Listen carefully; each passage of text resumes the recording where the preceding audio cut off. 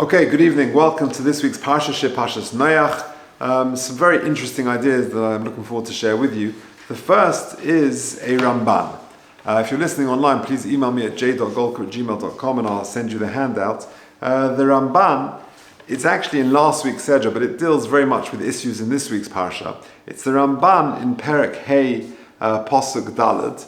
It's a longish Ramban, but absolutely fascinating, discussing the longevity recorded in the early Parshas in Bereshis. You have people living, 900 plus years and many hundreds of years, and all of a sudden, some generations later, we get back to normal lifespans-ish. Yeah, we have the Ovis, but the question is, how did the Rishonim look at that? So there's a very, very interesting Ramban. So take a look at this first box on the handout.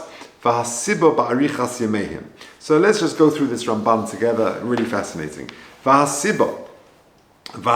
the reason why people lived such very, very long lives, Adam Harishon was the handiwork, Yitzir Kapov, the creation of the palms of HaKadosh Baruch Hu. Naaseh, he was created, B'tachlis hashlemus, is the epitome of perfection, B'noi, in beauty, B'koyach, in strength, V'koimo, and in stature, V'gam, Achri sheniknas olav sheyeh ben moves, and after it was decreed that he was going to die, that he was going to be mortal, Hoya b'tivo liyos man rav, he was still in his sort of a natural state for a long time, because of his sort of almost perfect physical constitution. And after the Mabul, of course, which is the center point of this week's Parsha, after the Mabul came upon the land, the atmosphere deteriorated, and therefore the length of their lives, of their years, gradually decreased. Because until the Mabul, says the Ramban, people lived a very long life compared to the length of Adam Harishon's life, and then some actually lived, as he says, some lived comparable to Adam Harishon, and some lived even more than Adam Harishon. And Shem, the son of Noach, who was born before the Mabul and who lived 600 years, which is a lifespan longer than those who lived after the Mabul, but shorter than those who lived before it. It sort of went down from the 900s to Shem, who was around 600. Because he benefited from the strength which he was born, as it were, from that sort of pre-Mabul state. But on the other hand, it deteriorated and caused harm to his health post the Mabul, and therefore it sort of gradually decreased. And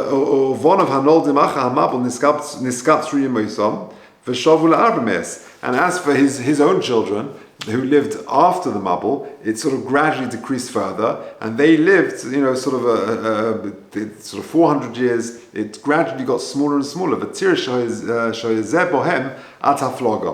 this lifespan remained until the Dar HaFloga, which is the days of Peleg. And then the change of atmosphere decreased even further.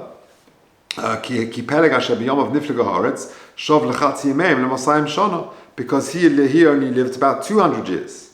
And therefore, the Ramban says that people who lived in those times, they shared the longevity of individuals mentioned specifically in the Torah. The question is, when it decreased further, people who lived long lives, for example, the Ovis, Avraham 175 years, Yitzchak 180, and Yaakov 147, were these normal lifespans, or were they considered very long?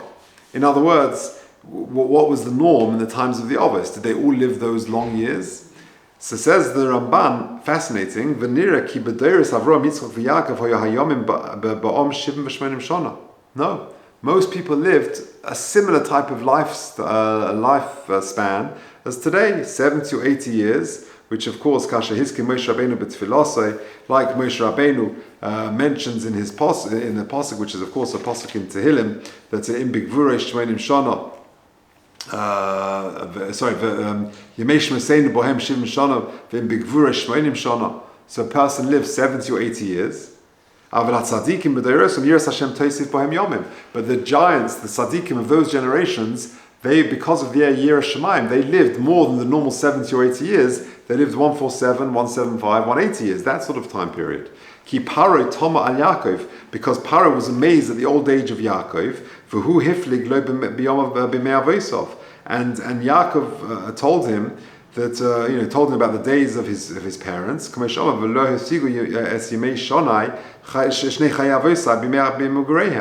haven't reached the lifespans of my forefathers. I'm only 100, I think he was 130 at the time. He lived to 147, which is actually significantly shorter than the lifespan of his father, 180, and of his grandfather, 175. Okay, so that's the Ramban's shitta. The Ramban is of the opinion that people lived a very long life because the Adam Rishon was created by the Yitzir Kappa of HaKadosh Baruch Hu. It gradually decreased because of the Mabul, but if those who were born before the Mabul, they benefited from that sort of positive, healthy, natural state of the world and of the physical construction of humankind. But then after the Mabul, the whole world changed and the lifespan decreased until it continued to decrease until the times of the Ovis, where it's got to 70 or 80 years, which is not dissimilar to the lifespan nowadays. What about the Ovis? They were exceptional because of their Yirah Shemayim. That was an exceptional age. Now, that is the Ramban's shitta. The Ramban then quotes the shitta of the Rambam. And this is fascinating. The Ramban says, V'lo yichshar be'enai mar maharav. The statement of the Rav, i.e. the Rambam, is not correct. It doesn't seem right in my eyes. Shekosav, because the Rambam writes, B'mer Nevuchim, ki lo hoya oirech hasholim rak b'yechidim ha'ile hanizkarim. The Rambam writes in Mer Nevuchim that the longevity described in the Torah, in Parshas Bereshis and Parshas Noach, was the case only for those individuals who were mentioned explicitly. Other people in that generation, even in the times of Adam and Noach, only lived 70 or 80 years. So how are you going to explain that?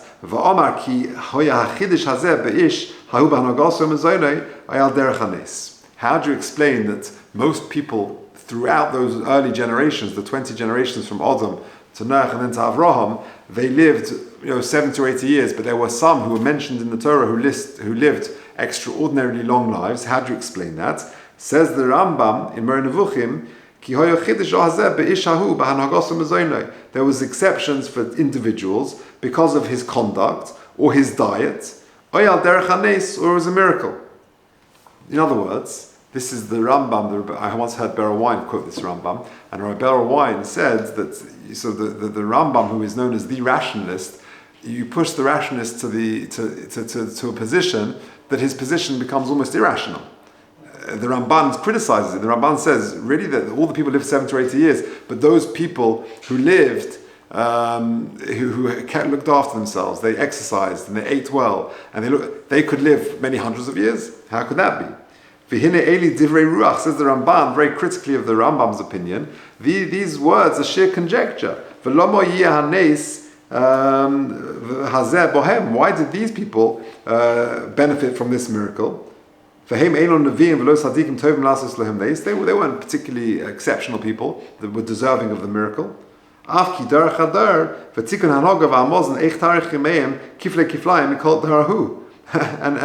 as for the other possible reasons suggested by the Rambam, i.e. that they had perfect conduct and diet, and they didn't eat too many bowls of cholent, and they did not exercise, and they didn't eat too much sugar, and whatever it was, whatever the good diet and good exercise and good health means, how could their long life increase their days many, many times over than the rest of the generation, living many hundreds of years, as opposed to others living 70 or 80 years? And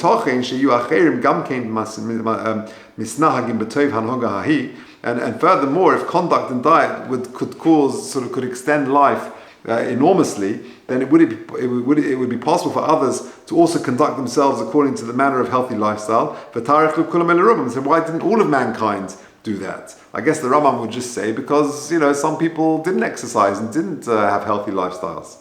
How could the knowledge of this healthy lifestyle, which is going to prolong your life so much, not have reached a single one of the children of Noach after the flood. They surely would have had some of the knowledge of the previous generations. So what you see from here is a fascinating Ramban, where it emerges there is a machlokas between the Rambam and the Ramban to explain the longevity, the very long years in Parshas Bereshis and Parshas Noach. The Ramban simply says, because Adam Harishon was the Yitzir Kapav of HaKadosh Baruch Hu, and therefore that was almost perfect creation. In stature, in strength, and in beauty, he was a perfect creation, and therefore he would have lived 1,000 years. He gave 70 years of his life to David HaMelech, as is well known. And pre the Mabul, people did live a very, very long life. The Mabul came, and the very nature, the rubric of the world changed, and therefore it was impossible for people to live those long lives, and it slowly reduced further until after the Dar HaFlaga, until the times of Avram, people were living ordinary lives, 70 or 80 years, like Moshe Rabbeinu says in Tehillim, Shivim or Shmonim Shana. But there were some exceptional people who lived long lives, for example, the Avos, Avram, Yitzchak, and Yaakov, 147, 175, 180, but that was exceptional because Yir Shamayim, a special gift from HaKadosh Baruch Hu. The Rambam says very differently. The Rambam says, no, that if a person looks after themselves and eats well and sleeps well and exercises well, they will live enormously long lives, and the Ramban takes issue with that. Or, says the Rambam, maybe because of a specific nace, but the Ramban dislikes that for the reasons we've said. So just a very interesting opener that I thought I'd share with you, because it does feature very largely in Parshas Bereshis and Shemos. Okay, now let's press on. Paragraph 2, a very interesting insight. This is, I saw this in the Mayona Shel Torah. If you look at paragraph 2, the Pasuk says, Vayovei Noach u'bonav ve'ishto v'neshei vonav itzo el hateva mipnei hamabel. That the Noach and his sons and his wife and his daughters-in-law came into the Teva. Says Rashi, mipnei hamabel, they went into the Teva because of the waters of the Mabel. Says Rashi, what does that mean? Af Noach mikatnei emunah hoya. That Noach was also weak in emunah, he was small in emunah. Ma'amin ve'ena ma'amin. He believed and he didn't believe. Sheyovei hamabel, that the flood would come. V'leinichnas l'teva ad she'dochkuhu hamayim. And he sort of resisted from going into the teva until he was forced to go in because the rain was coming down so hard. He had to run into the teva and lock the doors behind him. That's the normal way of understanding the Rashi. It says that the Mayona Shel Torah quotes the Golker Rebbe, the first Golker Rebbe, Bishral Yitzchak Kalish of Golker. He died in 1848. He was the Talmid of Reb Simcha Bunim of Peshischa, and he was the father of the first Amshinover Rebbe. So one of the early great Hasidic masters. But he's quoted in the Sefer, the very beloved Sefer Mayona Shel Torah, and he asked the following question: How can it be that Noach, about whom it is said Tzadik Tomim Ki lo hoya ma'amin shalem, he didn't have perfect belief? That the Rashi says Mikatne emunah hoya, he was of small faith. What does that mean? Says the Mayona Shel Torah, quoting the Golker Rebbe, Ella ad harega achron hoya Noach ma'amin, until the last moment, until the rains came 120 years later, he was believing and hoping ki b'nei adam yoshuvu b'tshuva v'tibotl gezeres hamabel. The people would do tshuva, and the mabul, the gezer of the mabul, would come to an end. V'kach hu pshuta shel ha'inyan. This is how you read the Rashi. You're just putting the comma in the wrong place. Mikatne emunah hoya ma'amin. Noach believed in the lowly people of the generation. Noach mikatne emunah hoya ma'amin. Afilu bekatne ha'emunah hoya toile emunoso v'tikvosai. Even in those who had little faith, Noach put his faith in them. Shekol rega alulim heim lachzor b'tshuva. That it was always possible that they would still do tshuva. Ulefichach ve'ena ma'amin sheyov ha'mabel. Therefore, he didn't believe that the mabel would come. Shekein tshuvosim shel eila asui lebat les ha'gezer, because the tshuva of those in the generation would wipe out the decree. So now you read the Rashi very differently. Look at the Rashi, amazing. There's a comma in the Rashi, right? Yeah, but let's reread the Rashi. We first read the Rashi mipnei mehamabel, that Noach ubonov ve'ishto ubnei bonov itzel hateva vayove, they came into the teva mipnei mehamabel. Says the Rashi, af Noach mikatnei emunah hoya, comma, he was one of low faith, ma'amin ve'ena ma'amin sheyov ha'mabel. He believed and he didn't believe the mabel would come. V'nichnas l'teva ad shedochku hamayim. Says the Golker Rebbe, we're reading Rashi wrong. This is how you read the Rashi. Af Noach mikatne emuna hoyamamin. You put the comma after the word ma'amin. He believed in those of lowly faith of the generation. Ve'eina ma'amin sheyova amabel. And he didn't believe that the mabel would come, etc., because he was hoping that his fellow generation would do tshuva. You just put the comma in the word afterwards, and it changes everything. Fascinating insight. You happy with that? Ish. Ish. Where's Rashi got comma? That's the point. Unclear. According to the way 99.9% of people read the Rashi, the way I first explained it. And I'm sure if you look at the Article Rashi or other Pirushim, they'll explain it like that. But with a Hasidic twist, he puts a comma in the next word, and it changes everything. Okay, let's carry on. The following idea I heard in the name of Rabbi Shmulevitz, because one of the features later in the Parsha of Noach is, of course, the rainbow.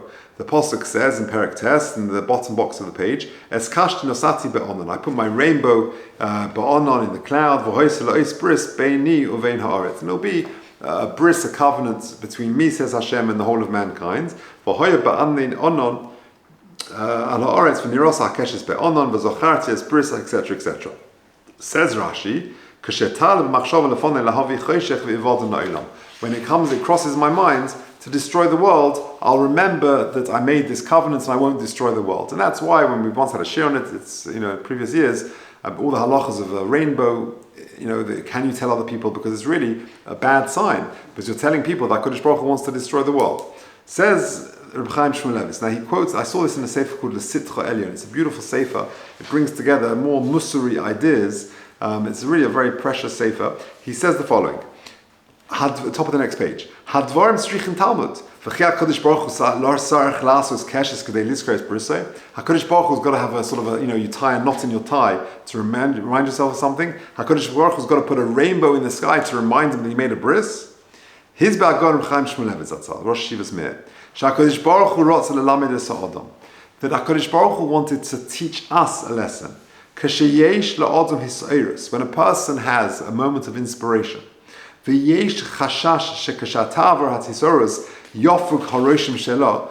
he's worried that when the inspiration passes, the moment passes, the excitement and the commitment and the passion to do something will dissipate.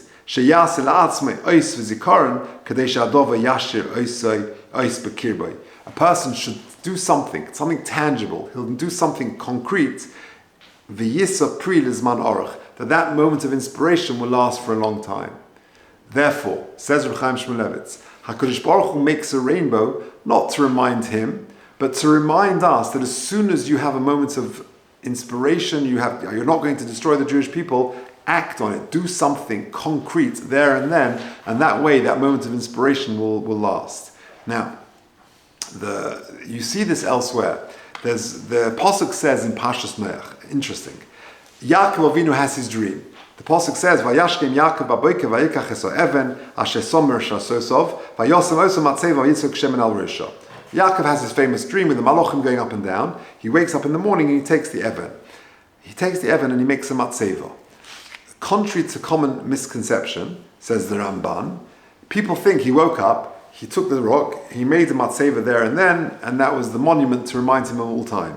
Says the Ramban, that's not what's going on. Says the Ramban, he didn't set it up in the place where he slept, because Be'er Sheva is not the same as Beisel. According to the Ramban, Yaakov slept in Be'er Sheva, but he took the Even and he set it up as a matzeva in Luz. So the question is, why carry this Even all the way to Luz? Surely there were stones there. Why did he schlep this big stone all the way from Beersheba to Luz? The answer is exactly what we just said. Because he wanted to maintain the inspiration of that dream, and he didn't want to just say, oh yeah, by the way, when I get to Luz, I must remember to make a matzeva. He took the stone with him to maintain that inspiration. Remarkable. Now, there's more to say, and I think we'll leave this. There's a Pnei Das, Eliyahu Bloch, which again adds that idea. But I remember once hearing, I take the boys to Poland every year. Baruch Hashem, I'm doing it for many years. Nowadays, you're not allowed to do this. But in the early years, people would take a little pebble from Auschwitz, from a concentration camp, and that would, all the feelings, the inspiration that you were experiencing in a very, very powerful and inspiring trip, you took a little pebble. Sadly there's tens of thousands of them strewed all over. And you just take a little pebble, and that will somehow concretize the inspiration that you felt. Now you're not allowed to take anything out of Auschwitz. Okay. But the point is, you're maintaining it.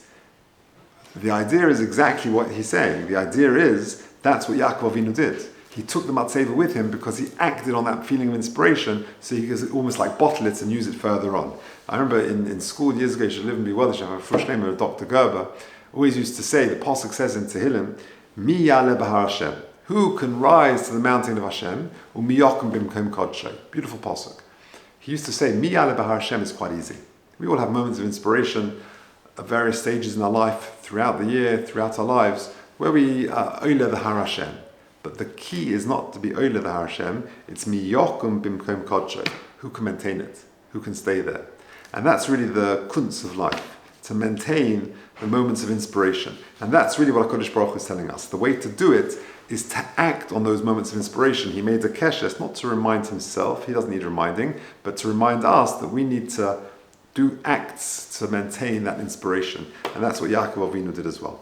Okay, so there we have it, 3 ideas. The first is this fascinating machlokes between the Rambam and the Ramban, old age in Bereshis, as discussed. Then you've got that lovely idea of Yisrael, the Kalish, the Volker that how to explain Af Noach Mikatne Munahaya, how can Noach, who was described as Tzaddik Tomim, be considered of low faith? Put the pasuk, the comma, after the next words. Af Noach Mikatne Munahaya Mamin. He believed in the people who had little faith in his generation. Ve'ena Mamin She'yava Hamamu. Changes everything. And then maintaining inspiration that HaKadosh Baruch Hu made the keshes, the rainbow, not for him, but for us, to remind us that we have to concretize moments of inspiration. Thank you.